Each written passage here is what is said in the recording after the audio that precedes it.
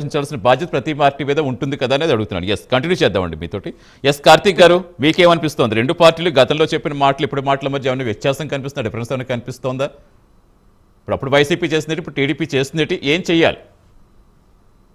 మరొకసారి జగన్మోహన్ రెడ్డి గారు బయటకు వచ్చారు. ఒక చెప్పిన మాటని వక్రీకరించి ప్రచారం చేసేటువంటి ఒక విధానం బయటకు వచ్చింది. చంద్రబాబు నాయుడు గారు మాట్లాడింది ఏంటండి, ఒకసారి బయట ప్లే చేయండి. ఆయన ఏమన్నారు?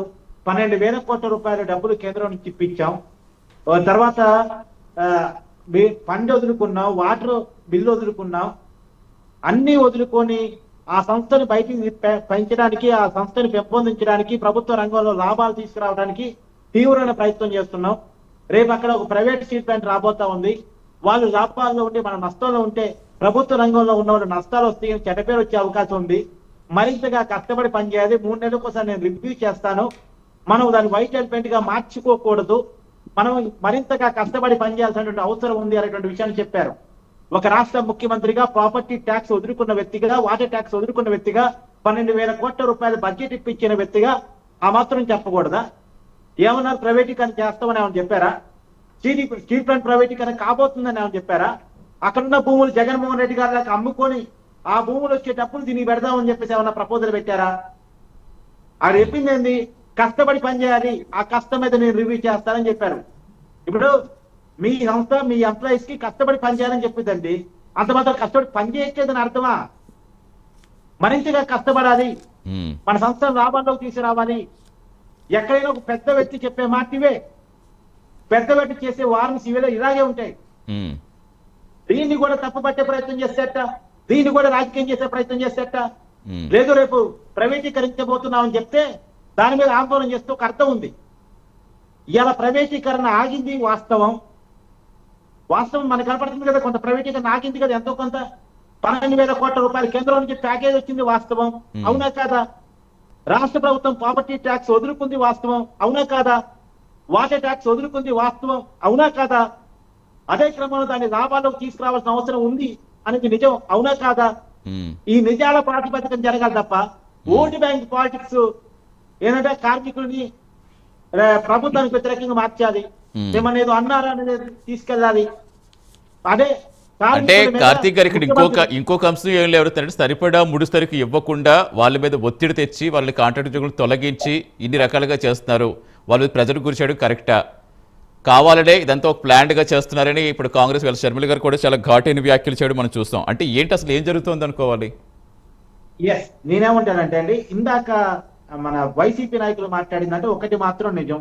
దానికి కావాల్సినటువంటి ముడి సరుకుల్ని ప్రభుత్వం అందించగలిగితే, క్యాప్టివ్ మైన్స్ కేటాయించగలిగితే అది మరింతగా లాభాల్లోకి వస్తుంది అనే విషయంలో నేను ఏకీభవిస్తున్నా. అదే నిర్మాణాత్మకమైనటువంటి డిమాండ్, ఆ డిమాండ్ పెట్టండి, అది ఓకే. నేను నిజాన్ని నిజంగా మాట్లాడితే తప్పు పట్టను, కానీ దాంట్లో రాజకీయాలు చొప్పించి మాట్లాడే విధానాన్ని అసలు పక్కదో పట్టించే ప్రయత్నం చేస్తారు చూసారా, దాన్ని తప్పు పడతా నేను. మీరు అన్న ఇందాక వైసీపీ నాయకులు మాట్లాడిన క్యాప్టివ్ మైన్స్ కేటాయించండి అనేటువంటి పాయింట్ తోటి వామపక్షాలు ఎప్పటి నుంచో ఉద్యమం చేస్తున్నాయి. వైసీపీ అధికారంలో ఉన్నప్పటి నుంచి ఉద్యమం చేస్తున్నాయి, ఇప్పుడు ఉద్యమం చేస్తున్నాయి. క్యాప్టివ్ మైన్స్ కావాలని ఇప్పుడు కాదు, కొన్ని దశాబ్దాలుగా అడుగుతున్నాయి క్యాప్టివ్ మైన్స్ కావాలని. అవును, ఆ క్యాప్టివ్ మైన్స్ ఇప్పించడంలో పొరపాటు జరుగుతుంది. అన్ని రాజకీయ పార్టీలు దాంట్లో నేరస్తున్నాయి, అన్ని రాజకీయ పార్టీలు, ఒక పార్టీ కాదు. అది అడగొచ్చు, దాన్ని అడగడం తప్పలేదు. కానీ భూములు అమ్ముకుంటాం అనుకున్నటువంటి ఆలోచన ఉన్న వాళ్ళు ఇవాళొచ్చి కార్మికులు సపోర్ట్ గా మాట్లాడే ప్రయత్నం చేస్తున్నారు చూసారా. ఇలా కేంద్ర ప్రభుత్వం గురించి మాట్లాడుతున్నారు. కేంద్ర ప్రభుత్వంతో వీళ్ళు అనఫిషియల్ పార్ట్నర్స్ కాదా? ఎన్నిసార్లు లోక్సభలో, రాజ్యసభలో బిల్లులు ఆమోదించే ప్రయత్నం చేశారు. సరే, ఇప్పుడంటే టీడీపీ మద్దతుగా ఉండుండొచ్చు, ఎన్డీఏ కూటమిలో భాగస్వామిగా ఉండుండొచ్చు, కానీ ఏ రోజైనా వీళ్ళు రాజ్యసభలో వైసీపీ అవసరం పట్టినాడు స్టీల్ ప్లాంట్ సంబంధించిన డిమాండ్ పెట్టే ప్రయత్నం చేశారా? గతంలో నిజంగా పడింది కదా, చాలా బిల్లుల విషయంలో రాజ్యసభలో వైసీపీ అవసరం పడింది. వైసీపీకి పెద్ద ఎత్తున రాజ్యసభలో సభ్యులు ఉన్నప్పుడు, డబుల్ డిజిట్ మెంబర్ ఉన్నప్పుడు ఎన్డీఏ కూటమికి వైసీపీ అవసరం పడింది. పట్టినాడు ఏ రోజైనా డిమాండ్ పెట్టే ప్రయత్నం చేశారా? పెట్టలేదు కదా. ఇవాళ వచ్చే మాట్లాడే ప్రయత్నం అంటే ఎలా చూడాలి? ఒక అబద్ధాన్ని పదే చెప్తే, పదే ప్రచారం చేస్తే నిజంగా నమ్మించేటువంటి ప్రయత్నం గతం నుంచి జరుగుతా ఉంది. దీనివల్ల ఏమవుతుందంటే అసలు విషయం పక్కకు పోయింది.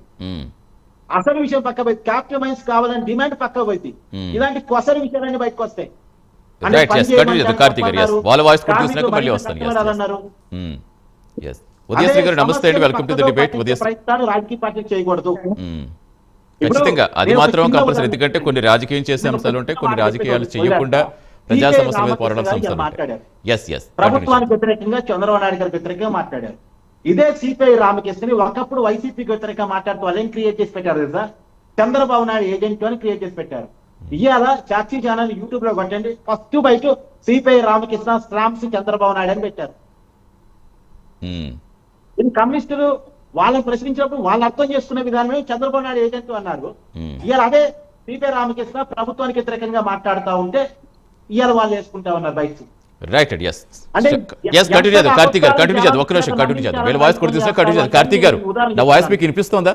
ఒక్క నిమిషం కార్తీక్ గారు. ఎస్ ఉదయశ్రీ గారు, ఏంటి అసలు చంద్రబాబు గారి వ్యాఖ్యలు ఎందుకు వివాదాస్పదంగా మారాయని మీరు అనుకుంటున్నారు?